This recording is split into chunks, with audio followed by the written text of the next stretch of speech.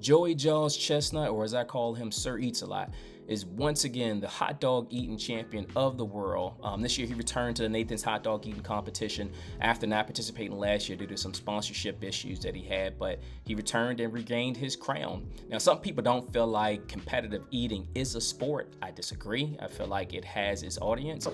Yeah. As gross as some people may look at it and consider it a novelty sport, I think this is one of the sports that is ready for prime time. And that said, that's what we're going to talk about this episode. 4 up-and-coming sports that we're going to review to see whether they're ready for prime time, and I have my opinions on a few of them.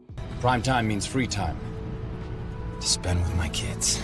The first sport we're going to talk about is the slippery stair competition. Now, admittedly, I was not able to find any rules online about this slippery stair competition, but looking at it is pretty self-explanatory. There's a group of participants that's trying to get to the top of the stairs. The first participant that gets to the top of the stairs and rings the bell win. Now, the obstacles that they have to get over is balls being thrown at them and lubricant being sprayed on them and the stairs. Then the first thing that came to mind, knowing that this comes on ESPN Ocho, which was created loosely from dodgeball, if someone was looking at dodgeball and Old School, which are kind of similar movies, and came up with this idea and created this competition. Nobody makes me bleed my own blood. Another thing to keep note of is most people in this competition are relatively young. I know I couldn't do it. My back and everything else would be just tore up. This is a young person's sport.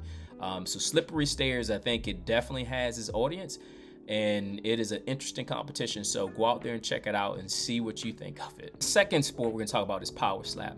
Now, my initial layman's understanding of how this sport worked after looking at a few clips online was participants took turns slapping each other until one was concussed to the point where they couldn't get up. Now, this sport actually has rules that is governed similar to what you see in boxing, where there's certain ways that you can slap a person, certain things that the person getting slapped can't do, like flinch, and there's a recovery time of about 60 seconds between slaps. This is a brutal sport to watch, and it's kind of, to me, a slow train wreck, which I think that's part of what brings the eyeballs to the sport.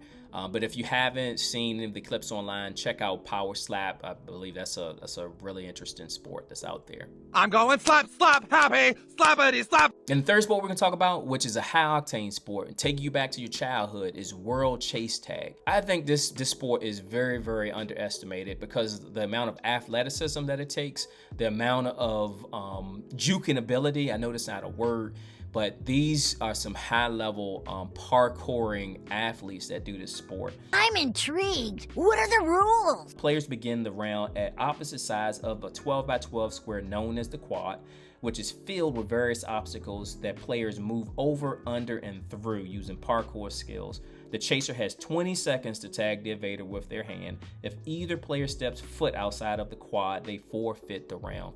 I'm telling you, the amount of athleticism that it takes to do this sport is incredible. I seriously think there's an opportunity for some football DB scouting in the World Chase Tag competition. That said, let's move on to the last and final sport. Sport number 4 is flag football. Now, flag football has come a long way from its days as a PE sport. There's actually multiple major flag football leagues that's out there, and one is actually sponsored by the NFL. Flag football has actually gotten so popular to the point where it has been approved as a sport that's going to be played in the 2028 LA Olympics, Summer Olympics, that is.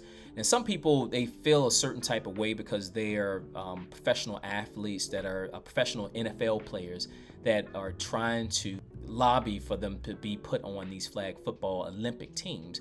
I think it's okay. I think, it brings any type of attention that's coming to your sport, that's a sport that's still up and coming, that's not currently prime time.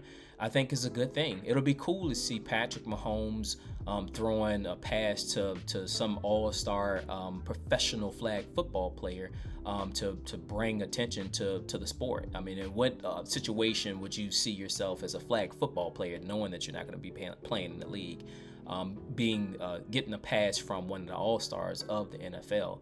That's just an opportunity for them as a league and as a player to bring eyeballs to the sport. I think it'll be a cool thing to have NFL players in the Olympics. So that's my list. Now, of those 4 sports that I mentioned, I think 2 of them are the most qualified or most ready for prime time, and that is Power Slap because of the brutality, which is similar to the UFC and boxing. I think it definitely would bring a strong audience to it if it's put in a prime time spot.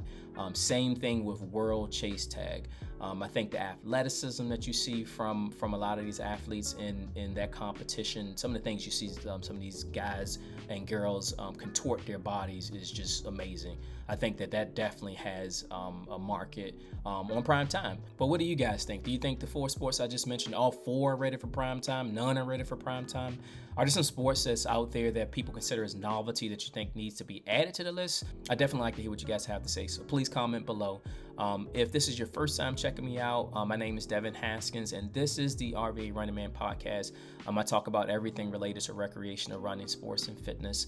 If you're not following me, please go out there here on YouTube or anywhere you get your podcasts and search for the RVA Running Man podcast and subscribe. But until next week, I hope you guys are safe out there on the roads and trails. I'll talk to you later. Peace.